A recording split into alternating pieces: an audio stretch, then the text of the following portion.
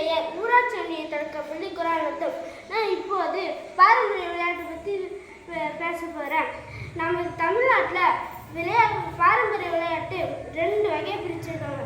ஒன்று வந்து உள் விளையாட்டு, மற்றொன்று வெளி விளையாட்டு. இந்த விளையாட்டு விளையாடும் போது சந்தோஷமும் கிடைக்கும், இந்த உடல் ஆரோக்கியம் கிடைக்கும், இந்த அறிவியல் உண்மையும் இருக்குது. வாங்க பார்க்கலாம். ஆடு விளையாட்டு. இந்த ஆட்டத்தை கற்றுக்கிட்டா வாழ்க்கையில பெரிய பெரிய பிரச்சனை வரும்போது தப்பிச்சுக்கலாம். அடுத்து 5ஆம் இந்த விளையாட்டை கற்றுக்கிட்டா கூர்ந்து கவனிக்கிற ஆற்றல் வளரும். அடுத்து சதுரங்கம். இந்த விளையாட்டை கற்றுக்கிட்டா வாழ்க்கையில போராடி ஜெயிக்கணும் அப்படின்ற இதில் கற்றுக்கலாம். அடுத்து பல்லாங்குழி. இந்த விளையாட்டு கற்றுக்கிட்டா கொடுக்கிற குணம் வளரும். அடுத்து தாயம்.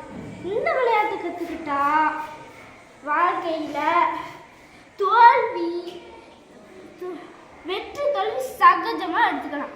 சோடு சேர்த்த. இந்த விளையாட்டு எடுத்துக்கிட்டா நிறைய வண்ணங்கள் எடுத்துக்கலாம். அடுத்து வெளி விளையாட்டு. இந்த விளையாட்டு கில்லி. இந்த விளையாட்டு கற்றுக்கிட்டா கூட்டலும் மற்றும் தோராய மதிப்பும் கிடைக்கும்.